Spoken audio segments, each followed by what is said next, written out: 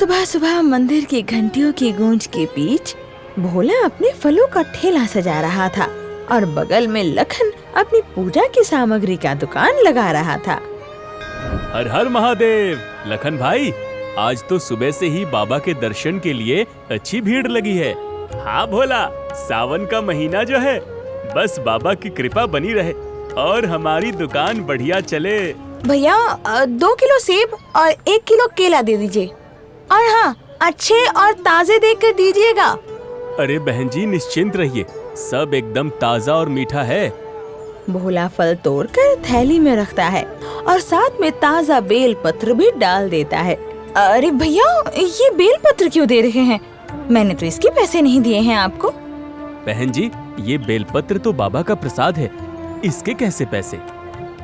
वही सामने कालका की फलों की बड़ी सी दुकान थी, जहाँ राका ग्राहक को सेब तोलते तोलते चुपके से थैली में सड़ा हुआ फल दबा देता था।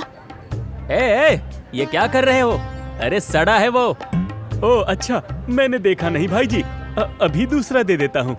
अरे क्या कर रहा है बे? देखकर काम करना। सॉरी मालिक। ग्राहक फल लेकर वहाँ से चला जाता है। एक काम भी ढंग से नहीं होता तुमसे। अरे सड़े फल मिला ही रहा था तो ऐसे डालता कि उस ग्राहक को खबर नहीं लगती। राका डरकर बात टाल देता है और भोला के ठेले की तरफ इशारा करता है। मालिक देखिए ना, आज भी भोला के ठेले पर ग्राहकों की लाइन लगी है। फटेहाल कहीं का, 2 कौड़ी का ठेला लेकर बैठा है और हरकत राजाओं जैसी करता है। मुफ्त में सामान बांटेगा तो सड़क पर आ ही जाएगा एक दिन। इसी बीच हाथ में झोला लिए एक गरीब बाबा भोला के ठेले पर आता है। बेटा भोला, बाबा के लिए कुछ फल है? हाँ बाबा, है ना? भोला जल्दी से एक फल चुनकर बाबा के झोले में डाल देता है और साथ में बेल पत्र भी रखता है। सुखी रहो बेटा। बाबा मुस्कुराते हुए आगे बढ़ जाते हैं। भोला, तुम रोज बिना एक पैसा लिए इस बाबा को फल देते हो। ऐसे रोज मुफ्त में देने से तुम्हारा नुकसान नहीं होता? अरे नहीं, नुकसान कैसा? सब कुछ उसी महाकाल का तो दिया है, अब उसमें से थोड़ा बहुत दे दिया तो क्या हो गया। शाम ढले तो भोला अपने घर लौटता है, जहाँ शादी का सामान फैला हुआ था। हाथ मुंह धो लीजिए, मैं खाना लगाती हूँ। और माँ, हमारी गंगा की शादी की तैयारियाँ कैसी चल रही हैं? सब बहुत बढ़िया चल रहा है बेटा। आज गौरी ने गहनों के हिसाब भी चुकता कर दिए हैं। इतने में गंगा हाथ में चाय का ग्लास लेकर आती है। बापू, आपकी गर्मा गर्म चाय। आहा, जब तक बिटिया के हाथ की चाय ना पिए तो थकान दूर ही नहीं होती। पर कुछ दिनों बाद जब वो चली जाएगी तो ये घर पूरा सोना सोना लगेगा। अम्मा, मैं भले ही दूसरे घर जा रही हूँ, पर रोज बापू को फोन करूँगी और याद दिलाऊंगी कि चाय का समय हो गया है। हाँ, जरूर याद दिलाना, वरना तुम्हारी अम्मा तो। क्या अम्मा? जरा पूरा तो बोलिए। कुछ नहीं भाई, अब मेरी क्या मजाल जो तुम्हारे आगे कुछ बोलूं? हाँ? तभी तो पीठ पीछे बुराई करते हैं हमारी। बापू, लाइए आपका गमछा दीजिए, रख दूं मैं। अरे ये क्या मांग लिया तुमने गंगा? इनको और इनके गमछे को कोई अलग नहीं कर सकता है। गौरी की ये बात सुनते ही सब ठहाका लगाकर हंसने लगते हैं। कालका के गोदाम में मजदूर फलों पर केमिकल का छिड़काव कर रहा था। अरे जरा घोल गाढ़ा बनाकर छिड़क, पानी मिलाएगा तो रंग चढ़ने में 2 दिन लग जाएंगे बे। पर मालिक, इतनी मात्रा से तो फल अंदर से गल जाएगा। अरे तू यहाँ हकीम बनने आया है या मजदूरी करने? तभी राका हांफता हुआ गोदाम में दाखिल होता है। अबे राका, तू ये किसको पकड़ लाया है यार? मालिक, रहने दीजिए, अब ये सब बंद ही करवा दीजिए। अरे कोई फायदा नहीं है। क्यों? फायदा क्यों नहीं है? हम दाम तो तब वसूलेंगे ना जब कोई ग्राहक दुकान पर भटकेगा। अरे आज भी दिन भर दुकान में मंदी ही पड़ी रही। जितने ग्राहक आ रहे हैं सब सीधे भोला के ठेले की तरफ मुड़ जा रहे हैं। अब तेरी के, अब इस फटेहाल भोला का कुछ न कुछ पक्का इलाज करना ही पड़ेगा। किसी भी तरह बाजार में इसका नाम खराब करना होगा। एक बार लोगों का भरोसा टूटा तो इसका माल बिकना हमेशा के लिए बंद। बात तो आपकी सही है, पर जो भी करना है अब 3 दिन बाद ही करेंगे, क्योंकि उसकी बेटी गंगा की शादी है। तो 2-3 दिन तो उसका ठेला वैसे ही बंद रहने वाला है। अच्छा ठीक है, 2-3 दिन बाद इसका ठेला हमेशा के लिए बंद। सुबह ही शादी का भव्य मंडप सज चुका था और लोग बाकी की तैयारियों में जुटे हुए थे। भाई लखन, जरा वहाँ देखना, उधर थोड़ा खाली खाली सा लग रहा है ना। 2-3 फूलों की लड़ी वहाँ भी टंगवा दो।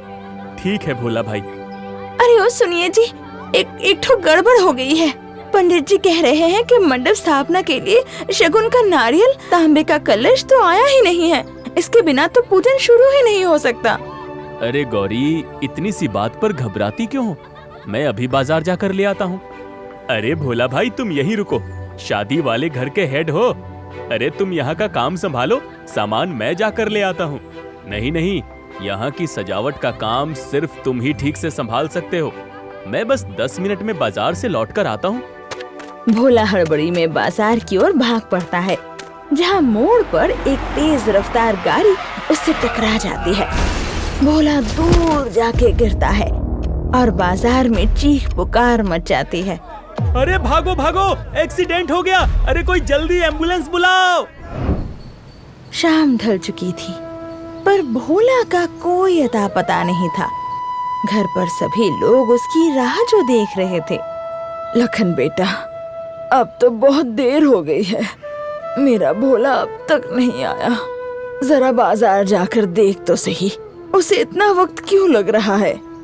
हाँ भैया, मैं न जाने कितनी बार फोन लगा चुकी हूँ, पर उनका फोन तो बंद आ रहा है। भाभी, आप घबराओ मत, मैं अभी जाकर देखता हूँ। ठीक उसी पल भोला हाथ में सामान की थैली लिए आंगन में कदम रखता है। कहाँ गए थे आप और इतनी देर क्यों लगा दी? जानते हैं हम कितना डर गए थे। अरे जरा सांस तो लेने दे। भोला भाई, आपने अपना फोन क्यों बंद कर दिया था? अरे क्या बताऊं लखन भाई, बाजार पहुंचते ही फोन की बैटरी एकदम खत्म हो गई और फिर पास की दुकान पर वो तांबे का कलश मिल ही नहीं रहा था, इसलिए दूर वाले बड़े बाजार तक जाना पड़ा। बस इसी चक्कर में देर हो गई। चलो, भगवान की कृपा से मेरा भोला सही सलामत लौट आया, यही बहुत है। भोला फिर से शादी के कामकाज में जुट गया। घर चहल पहल में डूबा था, लेकिन सुमित्रा का मन किसी अनहोनी की आशंका से घबरा रहा था। मेरा बेटा सामने खड़ा तो है, फिर भी ये कलेजा रह रहकर कांप क्यों रहा है मेरा इतना। उधर भोला बड़ा सा भारी सामान उठा रहा होता है, पर इसके बावजूद ना तो उसकी सांस फूल रही थी और ना ही माथे पर पसीना था। भोला, इतना भारी सामान अकेले क्यों उठा रहा है? किसी की मदद ले ले, थोड़ा आराम कर ले बेटा। अरे कुछ नहीं होता माँ, मुझे कोई थकान नहीं लग रही, बस जल्दी से सारा काम निपटाना है। सुमित्रा का दिल धक से रह जाता है। वो हैरान होकर भोला का हाथ पकड़ लेती है। भोला, तू तो 2 बाल्टी पानी उठाकर भी हाँफने लगता है, पर आज इतना भारी सामान उठाने पर भी तुझे ना पसीना आया ना ही थकान। और गमछा कहाँ है तेरा? अरे माँ, बेटी की शादी की खुशी में थकान का पता ही नहीं चल रहा, और ये सब के बीच में गमछा कहाँ कहाँ लेकर घूमूं? भोला बाकी के काम देखने आगे बढ़ जाता है। नहीं, ये मेरा भोला नहीं हो सकता, ये कोई और है। हे भगवान, घर में किसको बताऊं? नहीं, सब परेशान हो जाएंगे वरना। सुमित्रा की आंखों से आंसू छलक पड़ते हैं। वो कांपते हाथों से भोलेनाथ की तस्वीर के आगे हाथ जोड़ लेती है। हे मेरे महादेव, ये आपकी कैसी लीला है? ये कैसी परीक्षा ले रहे हैं आप इस माँ की? शायद मेरा भोला किसी बड़ी मुसीबत में होगा। उसकी रक्षा करना महादेव, उसकी रक्षा करना। वो जहाँ भी हो उसे संभाल लेना प्रभु। ओम त्र्यंबकम यजामहे सुगंधिम पुष्टिवर्धनम उर्वारुकमिव वंदना मृत्योर्मोक्षीयमामृता। ओम त्र्यंबकं यजामहे सुगंधिं पुष्टिवर्धनम् उर्वारुकमिव वन्दनात् मृत्योर्मोक्षीयमामृता। माँ की पुकार सीमाओं को लांघकर सीधे अपने बेटे की ढलती सांसों को छू लेती है। हॉस्पिटल में जिंदगी और मौत के बीच झूलता असली भोला अपनी आंखें खोल देता है। डॉक्टर, डॉक्टर, पेशेंट को होश आ गया।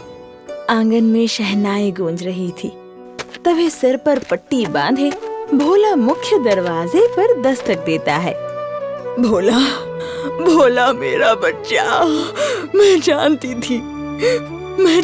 थी, मेरा दिल गवाही दे रहा था कि तू वो नहीं था। पर तुझे ये चोट कैसे लगी बेटा? माँ, बाजार जाते वक्त मोड़ पर एक गाड़ी ने मुझे टक्कर मार दी थी। अस्पताल में बेहोश पड़ा था। होश आते ही सीधे भागता हुआ आया हूँ। हे भगवान! माँ, मुझे माफ कर देना, मैं सामान नहीं ला पाया। मेरी वजह से बिटिया की शादी का शगुन रुक गया होगा। नहीं बेटा, सामान तो कब का आ चुका है। सामान आ गया? पर कैसे? सुमित्रा उसे बताती है कि भोला का रूप धरकर आया व्यक्ति सारा सामान समय पर ले आया था। ये सब सुनकर पीछे खड़ी गौरी का तो होश ही उड़ जाता है। ये आप क्या कह रही हैं अम्मा जी? अगर ये यहाँ है तो वो कौन था जिसने शादी की पूरी जिम्मेदारी संभाली थी? वो हमारे परमपिता महादेव थे। आखिर उनके सिवा ऐसा अलौकिक चमत्कार कौन कर सकता है भला? इसका मतलब मेरी बेटी के पिता का फर्ज निभाने साक्षात प्रभु आए थे। सच में हमारे भोलेनाथ नाम के ही नहीं, दिल के भी इतने भोले हैं कि भक्त की एक पुकार पर खुद दौड़े चले आते हैं। भक्ति और असीम श्रद्धा की आंसुओं के साथ पूरा परिवार भोलेनाथ की तस्वीर के आगे नतमस्तक हो जाता है।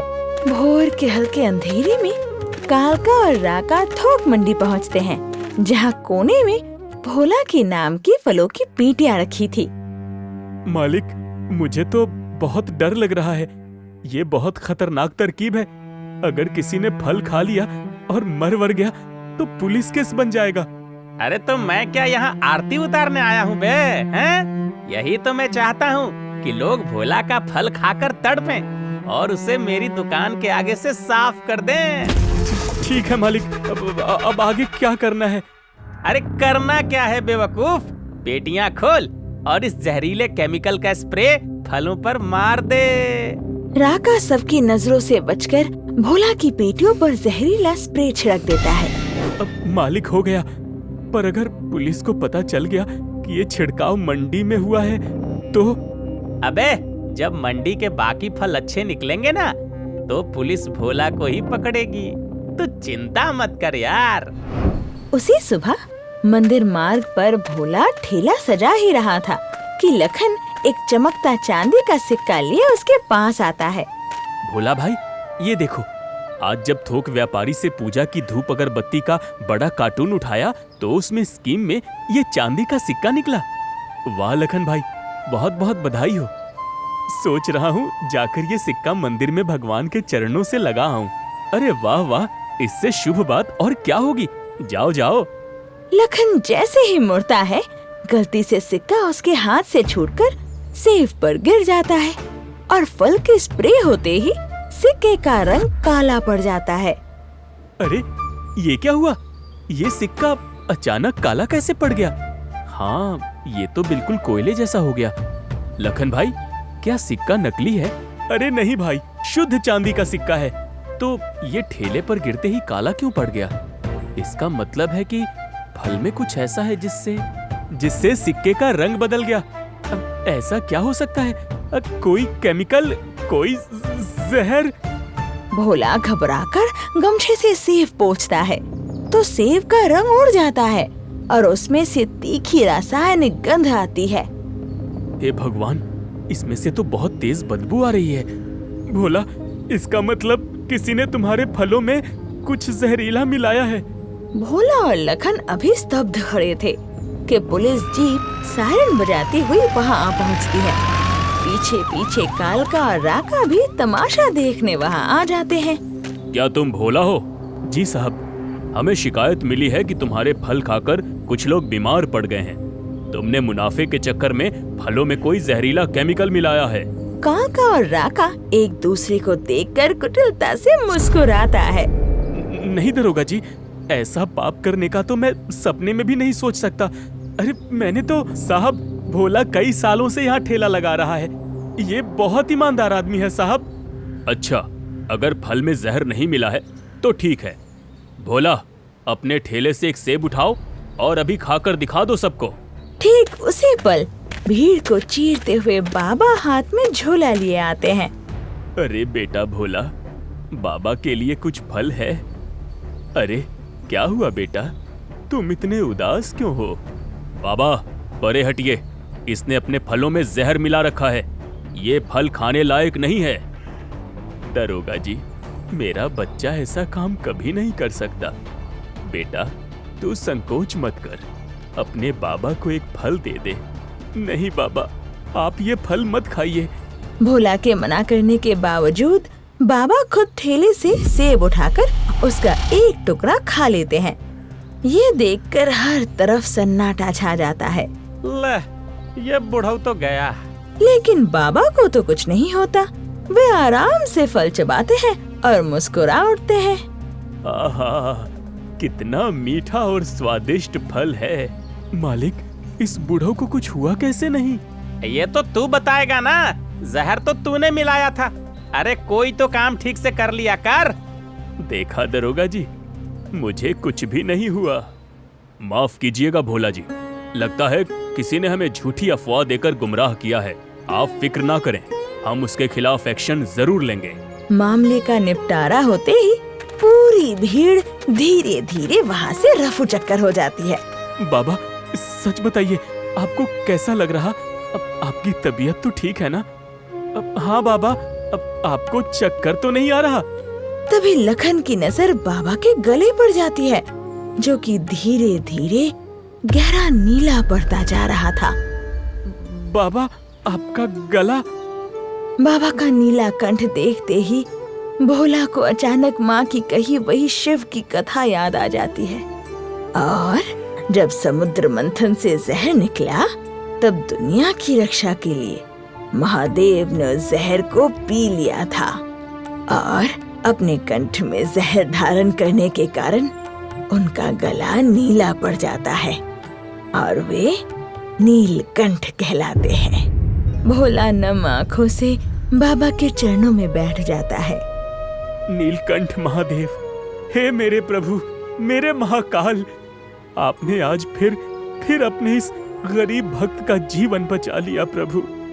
जय हो प्रभु। उठो भोला, जहाँ निस्वार्थ भक्ति और सत्य होता है, वहाँ भगवान अपने भक्तों की रक्षा करने जरूर आते हैं। सदा सुखी रहो बेटा। और बाबा मुस्कुराते हुए पीछे मुड़ते हैं और देखते ही देखते हवा में विलीन हो जाते हैं। तो दोस्तों, कहानी यही समाप्त होती है। अब जल्दी से बताइए, भोला फल के साथ मुफ्त में क्या देता था? देखते हैं सही जवाब किसका आता है।